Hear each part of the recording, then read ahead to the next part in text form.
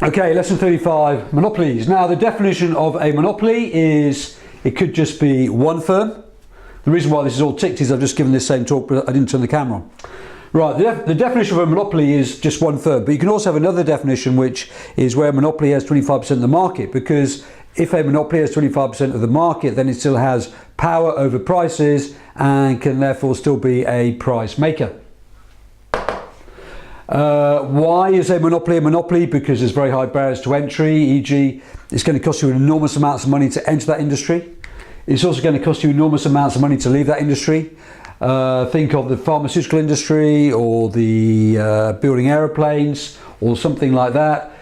The industry may already be achieving large economies of scale, so therefore it's very difficult for your firm to come in with a low enough price to compete with that firm. There may be legal restrictions, particularly in terms of the pharmaceutical industry, whether patents on certain drugs for long periods of time. It always seems quite a curious one to me, that if you have a great drug that's out there, why can't everybody share it? Why does it always be so expensive? Well, they would argue it's because you need the reward for inventing that drug, so therefore that's why you need a patent for a long period of time. After 20 years, obviously, other people can come in and produce that drug at a cheaper price. There's a classic case there of there hasn't been a lot of research into getting over Ebola. There's been massive market failure because Ebola tends to be caught by poor people. Poor people can't afford the drug, so therefore there's not a lot of research has been done into that particular virus. A company may have control over scarce resources. This is a pretty big one here, like De Boer's. Advertising and building a brand. So the big companies often build massive, great big brands, e.g. the price of the Coke brand is $70 billion. Okay, monopoly on here, monopoly. You have the short run and long run. Monopoly is a monopoly may make profits, and in the short run and the long run, and it continues to make profits in the long run as well. So therefore, right, a monopoly can be,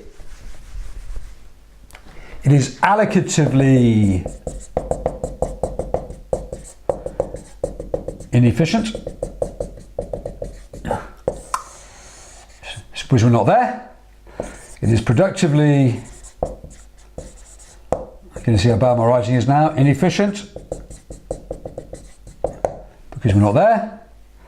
And you may also have X inefficiency, and X inefficiency is because you are a great big monopoly. Therefore you may adopt some bad practices and therefore the firm doesn't work particularly well. Okay, which is the big argument against nationalisation. You may also have a natural monopoly. Quite an easy diagram to draw this is the average total cost curve, it just continually falls, and then you also need to say that one firm can satisfy the whole demand of the market. So therefore you don't really want to split up into two firms, so say that's the whole output of the market just at that point there.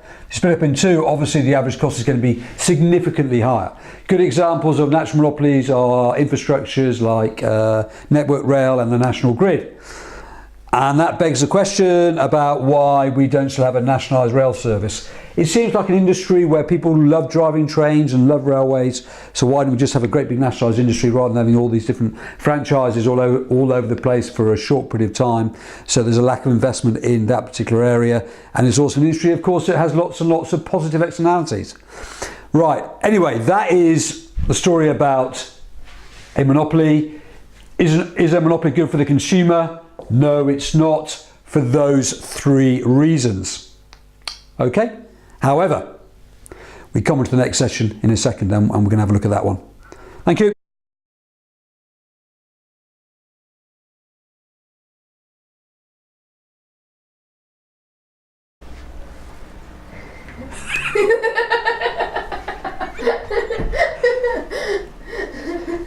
Lesson 39, advantages and disadvantages.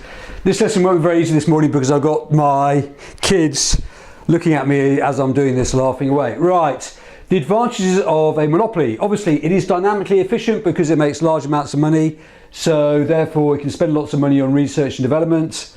Economies of scale. You can draw that diagram again. And remember, on this diagram on here, we've got three different situations. We've got a monopoly situation and then a perfectly competitive market where you produce at P equals MC. both of them with the same cost curve. The monopoly price is higher and the output is lower than that of a perfectly competitive market. However, if we draw the MCAC line down here, because there is economies of scale, then what we can have is we can have a lower price and a higher output. So therefore the consumer is better off with a monopoly with economies of scale compared to perfect competition. A monopoly, Tesco's got a lot of stick, but Tesco's produced goods at very, very low prices. Why is it a monopoly? Because it had more than 25% of the market. In fact, it's about 34% of the market. There's also a process there of creative destruction. The high profits that those companies were making allowed other companies like Aldi and Lidl to move into that market, so therefore prices fell again. So just because a monopoly is making a lot of money and has high prices does not mean that someone else can't come in with a different business model and upset that particular market. Branding, I don't think this is a massive advantage, but branding is also a sign of quality. Advertising. A lot of the big companies will advertise and they'll spend lots of money on sponsorship, so that will help sport. And in terms, lastly, a natural monopoly probably should be a monopoly because falling costs and one firm can fulfill all of the demands of the market. So in this case, the long run average total cost curve is continuously falling, so therefore it can be satisfied by one firm. The disadvantages of a monopoly, you'll know this off by heart now. It is allocatively, productively inefficient, and also has X inefficiency, particularly if we think about this one, the banking sector. Barclays and HSBC probably have more than 25% of the market.